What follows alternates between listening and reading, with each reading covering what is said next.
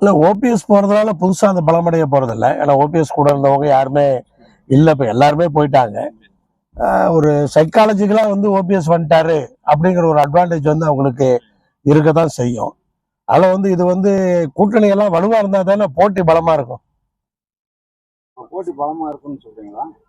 போட்டி பலமா இருக்கணுங்கிறேன். அதுதான் ஜனநாயகம். ரெண்டு பக்கம் பலமா இருந்தா தானே நல்லா இருக்கும். அப்ப நீங்க அதிக கூடுதலா இன்னும் தொகுதிகள் கேட்க போறீங்க? அது அந்த சூழ்நிலையில கூட்டணி கட்சியினுடைய தலைவர் எப்படி இருக்காரோ அன்னைக்கு இருக்கிற சூழ்நிலையில அது உள்ள அவர்கிட்ட பேச வேண்டிய விஷயம் அந்த நேரத்துல பேசுவோம். உங்க கட்சி கூட்டணிக்கு தேமுதிக வர வாய்ப்பு இருக்கு? அது கூட்டணி தலைவர் தான் முடிவெடுக்கணும். ஒரு கூட்டணி கட்சி வந்து ஒரு சில கட்சிகள் வந்து கூட்டணியில் இருக்கவங்க சில கட்சிகளை வாங்க அப்படின்னு கேட்பாங்க. அது மாதிரி பழக்கம் நமக்கு இல்லை. அது வந்து கூட்டணி கட்சி தலைவர் தான் யாரை சேர்த்தணும் சேர்த்தக்கூடாதுன்னு அவரு தான் முடிவு பண்ணணும். வேற என்ன சந்தேகம்? நல்லா தானே போயிட்டு இருக்கு. சார், இப்போ மத்திய அரசுனுடைய டபுள் சர்க்கார் என்ஜின் பிரதமர் மோடி கேட்டிருந்தாரு. ஆனா தமிழக முதல்வர் வந்து டப்பா என்ஜின் அப்படின்னு விமர்சனம் பண்றாரு. இப்படி தொடர்ச்சியா மோதல் போக்கே நடத்திக்கிட்டு இருந்தா தமிழக அரசியல் ஒரு ஆரோக்கியமான அரசியலா இருக்குதா? இல்ல, அப்படி இல்லை. அதாவது தமிழ்நாட்டினுடைய வளர்ச்சி வந்து இன்னைக்கு வந்து இந்தியாவில் பல தரவுகள்ல வந்து நம்பர் 1 தமிழ்நாடு இருக்கு. அப்படி இருக்கிறப்ப வந்து தமிழ்நாட்டில் என்னைக்குமே வந்து டபுள் என்ஜின் இது மாதிரி மேட்டர்லாம் தமிழ்நாட்டில் கிடையாது.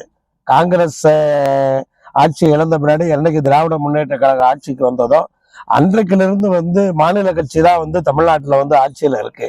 இருந்தாலும் தமிழ்நாடு வந்து இன்னைக்கு வளர்ந்துருக்குன்னு சொன்னா அப்ப இந்த மாடல்லயும் எந்த தப்பு இல்லைல்ல, நல்லா தானே இருக்கு.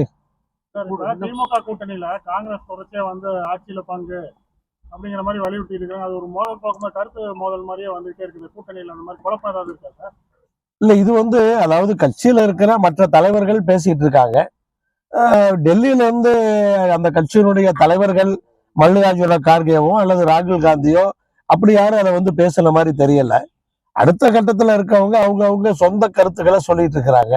அது இருக்கிற வரைக்கும் வந்து ஆல்ரெடி இருக்கிற கூட்டணி தான் தொடருதுன்னு அர்த்தம். தனி சின்னமானா இல்ல எந்த சின்னத்துல நிக்கல? அதெல்லாம் அங்கதான் பேசணும். ஓகேண்ணா, தேங்க்யூ.